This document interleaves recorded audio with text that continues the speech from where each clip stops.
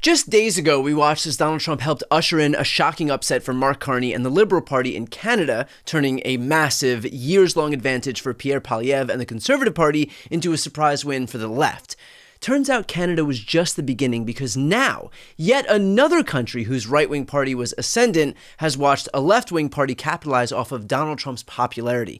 Australia held their elections in the last 24 hours, and the left-wing Prime Minister, Anthony Albanese, has won a second term against a right-wing leader, Peter Dutton, who failed to brush off comparisons with Donald Trump. Rough moment to run as a conservative in the English-speaking world, given the albatross around everybody's necks that is Donald Trump. And bear in mind, Canada's voting intention showed that for years, the Conservative Party, the Blue Line, held a strong edge over the Liberal Party. But by the beginning of 2025, it looked like a foregone conclusion that the Liberals would lose the upcoming election. And then Donald Trump decided to launch his trade war and threatened to annex Canada as the 51st state. And suddenly, the party that seemed more closely aligned with Donald Trump's Republican Party gets utterly gutted in the polls. And the same thing now happened in Australia. At the turn of the year, Labour was struggling in the polls, but Dutton ran a campaign derided by commentators as one of the worst in Australian political history, and the former police detective struggled to clearly dissociate himself from some Trump-like rhetoric and policies. Albanese, 62, had pitched himself as a steady hand to guide Australia through a period of global turbulence, turbocharged by Donald Trump's tariff war. He becomes the first Australian Prime Minister to serve consecutive terms since 2004. In fact, there's yet another similarity. Just like how Pierre Poilievre in Canada ultimately lost his seat in Canada's parliament, so did Dutton in Australia, meaning both of these conservative leaders went from the odds-on favorites to lead their respective countries to completely unemployed as the result of Donald Trump's influence on the English-speaking world. Granted, if Australia's conservatives wanted to distance themselves from a very unpopular Donald Trump, they didn't exactly show it. According to The Guardian, months before the campaign officially kicked off, Dutton had announced a government efficiency unit to scale back waste, mirroring the Elon Musk-led so-called Department of Government Efficiency in the U.S. The opposition's Indigenous Affairs spokesperson, Jacinta Price, who used Trump's slogan during the campaign, accused the media of slinging mud and smearing the party for making links to the U.S. president.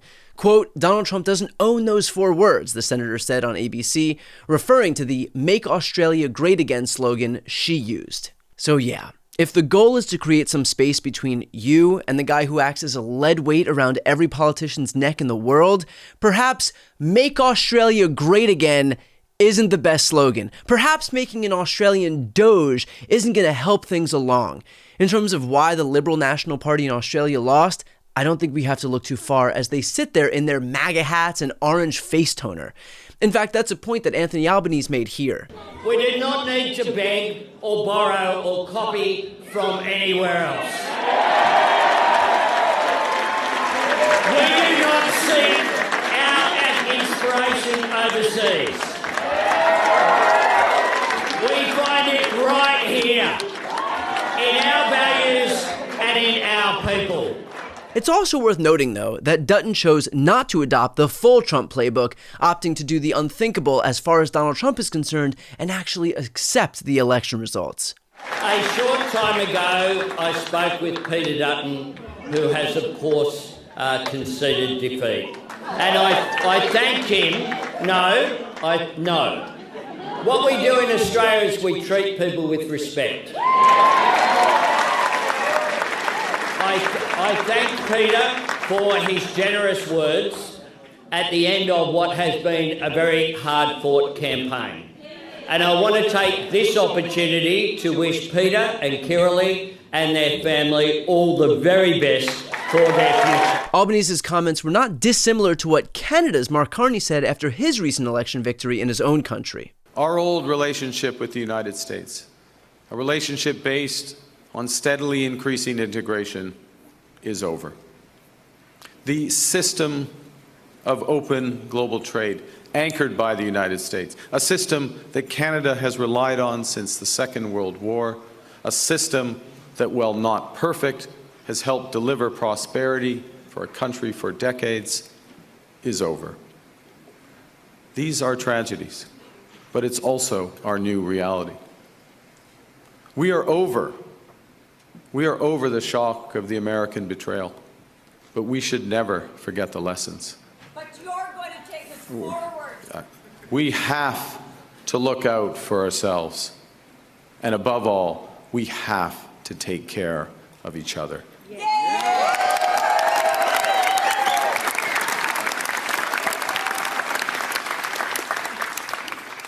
When I sit down with President Trump, it will be to discuss the future economic and security relationship between two sovereign nations. And it will be with our full knowledge that we have many, many other options than the United States to build prosperity for all Canadians.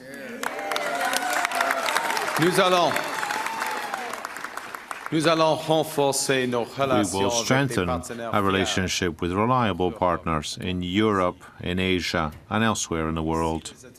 And if the US doesn't want to play a pivotal role in the world economy, we will lead, not the Americans. We are masters in our own home. We'll build millions of homes. We'll become an energy superpower. We'll provide good specialized jobs and careers. And we'll create one single Canadian economy, not 13. Because this is Canada, and we decide what happens here. Of course, now Canada's and Australia's Conservatives can join the American Conservatives, all of whom have sat idly by as Trump unilaterally destroyed their election prospects. Since Trump took office, where he demanded total fealty from his party and then went on to tank the stock market, the economy, 401ks, consumer confidence, and surge costs, now the rest of his own party here in the United States is forced to bear the political burden of that. And the electoral consequences have been beyond apparent. Just a few weeks ago, here in the US, two Florida Republican candidates in their special elections underperformed by 16 points and 22 points from the party's 2024 margin. In Wisconsin, liberal Supreme Court Justice nominee Susan Crawford overperformed the 2024 presidential election contest by 11 points in that 50-50 state en route to her victory in that race. In Pennsylvania, Democrats overperformed by 15 points and 17 points in two state legislative seats en route to victories there, one of which solidified Democratic control of the Pennsylvania State House, and the other of which flipped the seat from red to blue. Across the U.S., of the 16 races held since Election Day, Democrats are seeing an 11.5-point swing to the left, with two of those races seeing Democrats flip seats formerly held by Republicans.